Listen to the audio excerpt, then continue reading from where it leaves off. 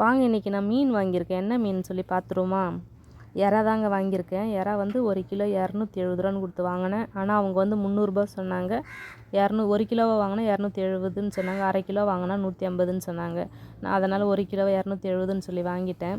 ஏன்னா இப்போ தான் எறா சாப்பிட்டோம். சரி வாங்க வேணான்னு தான் நினச்சேன். திடீர்னு எங்கள் அண்ணன் வரேன்னு சொல்லி ஃபோன் பண்ணியிருந்தாங்க. எங்கள் அண்ணனுக்கு எறான்னா ரொம்ப பிடிக்கும். அதனால் சரின்னு சொல்லிட்டு வாங்கிட்டேன்.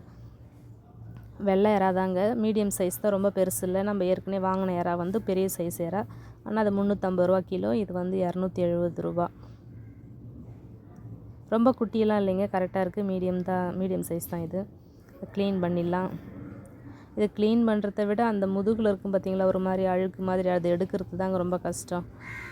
எறாவே எப்போதுமே ரொம்ப ஸ்லோவாக தான் பண்ண முடியும். ஏன்னா ஃபாஸ்ட்டெல்லாம் பண்ண தெரியாது, பண்ணவும் முடியாது. அதனால தான் இப்போ க்ளீன் பண்ண ஆரம்பித்தாச்சு. இந்த க்ளீன் பண்ணிட்டேனாக்கா அந்த தலையெல்லாம் தனியாக எடுத்து வச்சு பூனைக்கு கொடுத்துருவாங்க. ஏன்னா அது ஊனும் வந்து பச்சையாக சாப்பிட மாட்டான். க்ளீன் பண்ணியாச்சு பாருங்கள். மஞ்சத்தூள்லாம் போட்டு க்ளீன் பண்ணி வச்சுருக்கேன்.